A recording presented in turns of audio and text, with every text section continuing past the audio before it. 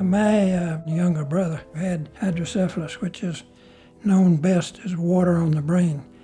And at the time he was born, which was 1944, there was a doctor at Johns Hopkins who had done a few operations to let the fluid out. And this was almost always fatal, but my parents were willing to take that chance because that was his only hope.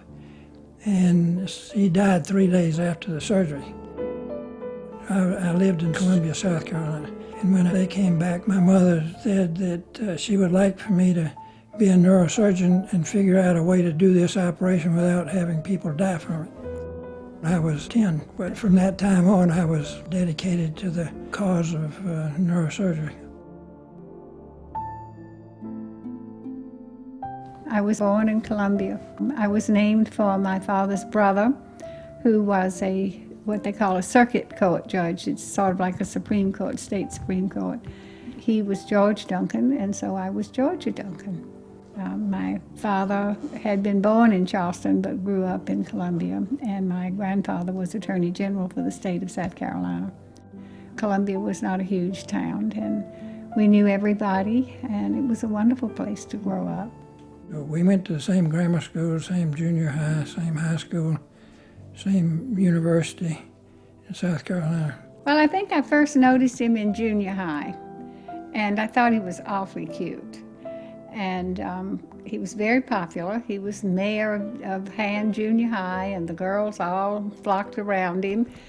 When I got to the University of South Carolina, that's when I really became interested in her. Our first day, I was standing in line for a class, and he came up and said, "I think I have some books that might help you." And he said, "I'll bring them over tonight." Well, I was going with another boy. So I ran home, called up my already ex-boyfriend, and said, "That's it." She was a biology major, and she had filled out a little bit, so I was much more interested. We started to date and decided fairly early on we were going to get married when I had graduated, and he had had 1 year of medical school. After that, I went to Duke Medical School, then subsequently to the National Institutes of Health in Bethesda, Maryland. Spent 2 years there and then went to Stanford. And I was the first resident to graduate in the neurosurgery program at Stanford. So that tells you how long ago I started. When we came to Monterey, I anticipated staying for 1 year and going back to Stanford. But I've been here for 53 years, 54, a year after the hospital opened. As most people are aware, the medical profession involves tremendous amounts of money for things that make it possible for us to do procedures that never would have been thought about when I first started in medicine. The changes that have been made over the years have been largely funded by individuals who just wanted to help out. For example, Maureen Coburn funded the nursing program. And there are a number of people who have made similar contributions. The Tyler Heart Institute, for example, I'm sure they've taken a great deal of satisfaction in knowing that now we can do heart surgery here. Bill told me that when he first came here, there was only one person in physical therapy. A lot of his surgeries leave people with deficit. A lot of accident cases would come in with terrible deficits. And there was no real treatment here at our hospital. They would have to go to San Jose for inpatient rehab. And that's presented a very difficult situation for a lot of people, physically and emotionally. Dr. Lewis says, like back in the days when he was the first trauma doctor out here, how he used to be the case manager, social worker, primary doctor, and surgeon all at once.